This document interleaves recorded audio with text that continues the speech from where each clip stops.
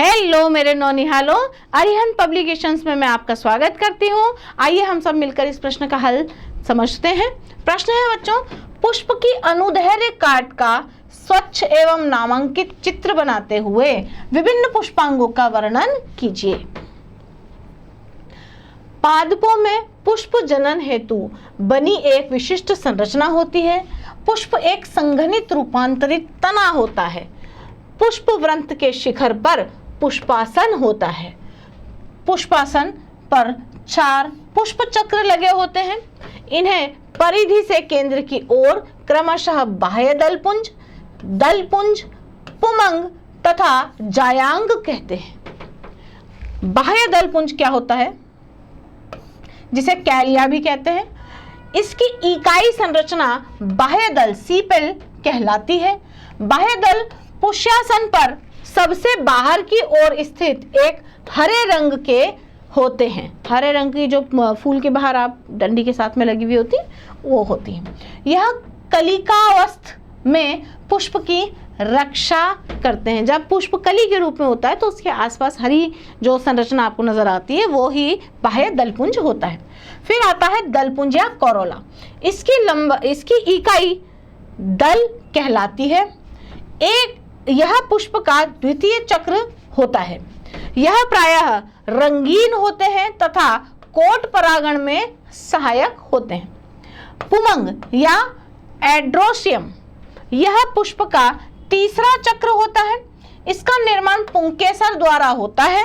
यह पुष्प का नर जनन अंग होता है। पराग कोश में पराग कण या लघु बीजाणु माइक्रोपोर्स बनते हैं। यह एक या एक से अधिक पुंकेसरों स्टैमेंस से मिलकर बना होता है। साधारणतः प्रत्येक पुंकेसर में 3 भाग होते हैं। एक होता है पुतंतु जिसे फिलामेंट, दूसरा पराग कोश जिसे एंथर्स तथा योजी जिसे कनेक्टिव कहा जाता है। पराग कोश में 2 पालियां होती हैं जो एक योजी द्वारा परस्पर जुड़ी रहती हैं। प्रत्येक पाली में 2 लघु बीजाणुधानी होती है। इनमें पराग कण पोलन ग्रेन्स बनते हैं। जायंग या स्त्री केसर, गायनोशियम या पिस्टिल, यह पुष्प का सबसे भीतरी चक्र होता है। यह पुष्प का मादा जनन अंग है। इसका निर्माण अंडप या कार्पेल से होता है। वर्तिकाएं परागण के समय पराग कणों को ग्रहण करते हैं। जायंग के मध्य का पतला लंबा भाग वर्तिका कहलाता है। आधारीय भाग अंडाशय में बीजांड बनते हैं। निषेचन के पश्चात बीजांड से बीज तथा अंडाशय से फल का निर्माण होता है।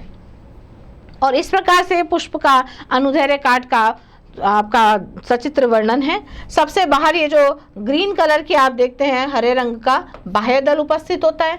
उसके बाद पुष्प की जो रंगीन पत्तियां होती हैं उन्हें दल कहा जाता है बच्चों।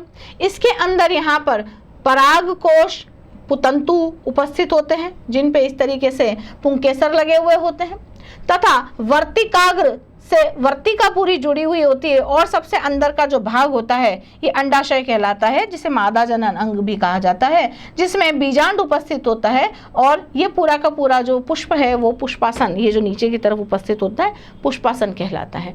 वर्तिकाग्र से लेकर के अंडाशय तक का जो भाग होता है वह स्त्री केसर कहलाता है।